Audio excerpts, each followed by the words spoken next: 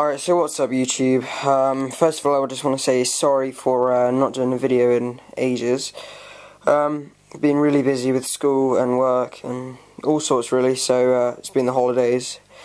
So I haven't really got around to making a video, but here we go. First video in a while, and it's some exciting news.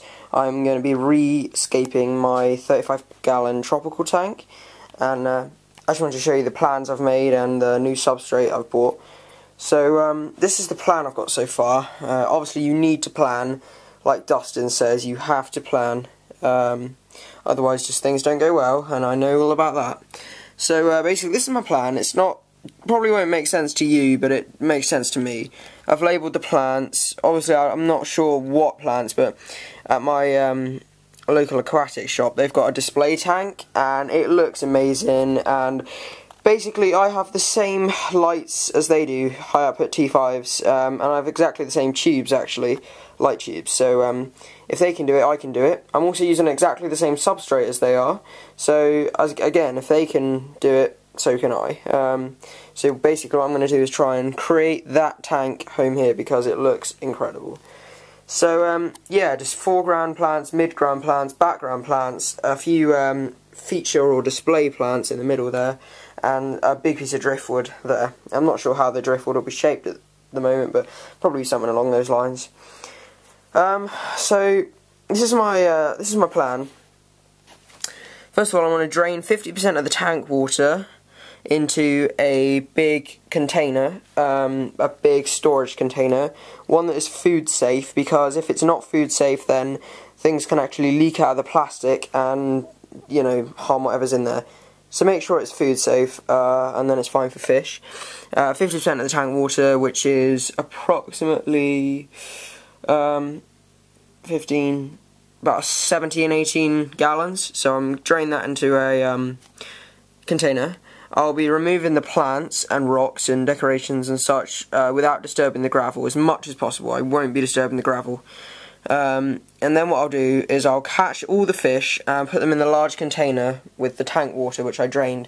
Obviously I won't be gravel vacuuming or whatever, just, you know, straight draining the water with a siphon. And then what I'll do is I'll obviously put the heater in that tank, so put the heater on the container and then cover the container with a dark cloth. And then what I need to do is make sure all of the fish and fry are caught. I don't know if I'm going to lose some fry, I'm not sure, I'll try my best, but fry are just so small. I will try my best, but as my tank isn't that densely planted at the moment, I think most of the fry actually get eaten, which is a shame. But that will change. So number 6, I'll drain the rest of the water, the other 50%, and just throw that away. So effectively, while I'm doing this, I'll be doing a 50% water change. Then what I'm going to do, when the tank's totally empty, it's got all the water out of it, and it's got all of the gravel out of it, I'm going to steam clean the tank to make it look like new, with a steam cleaner, and that is a powerful thing. So number 8, I'll be laying the plant substrate and then the black quartz gravel over the top. Then I'll be filling it up with fresh tap water treated with stress coat. Then what I'm going to do is add the plants and the soaked bogwood, and then I'll fill it a further 25% with the old tank water from the container with the fish. Then what I'm going to do is I'm going to catch all the fish and put them in some fish bags I have so they can acclimatise to the new water conditions. Number 13, I'm going to check I've caught all the fish again and that they're all in the bags, and then I'm going to replace the final 25% of old tank water from the container. Then I'll acclimatise the fish to the new water by just slowly adding a bit of water to their bags and letting them sit in the water. And then I'll be releasing the fish and turning all the tank equipment on, and then finally I'll be counting all my fish again to make sure I don't lose any, or, you know, make sure I've got them all, and just generally looking them over to make sure they're all okay, because it will be very stressful for them, but they'll be a lot happier in this new heavily planted, you know, clean environment, which is what I'm trying to do by this. So these are my substrates. I just want you to look at this plant substrate for a minute. This is by Tropica, and Tropica is probably the best plants and plant products manufacturer in Europe. I think they come from Denmark, I'm pretty sure. But they are amazing. Their plants are just top quality, you know, everything about it is just great. They make great fertilizers and everything. So this is the plant substrate I've chosen, over fluval stratum, because a lot of people are saying bad things about that. Apparently it is good, but it's very low density, it's easy to crumble, and it just apparently it's not all that great. So this is sort of like a bit like compost, I guess you would say. It's good stuff, so I'm going to be using this.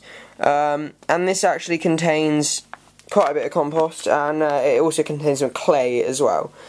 So that's going to be good for the plants. Also contains some minerals as well, like iron and things like that. And this is what I'm going to be putting over the top. It's called Crystal Quartz Gravel by Denerl. Don't know how you pronounce that, I'm not sure. And as you can see, it's like really, I don't know how well you can see that. It's really like small pieces of gravel. It's almost sand-like. It's tiny.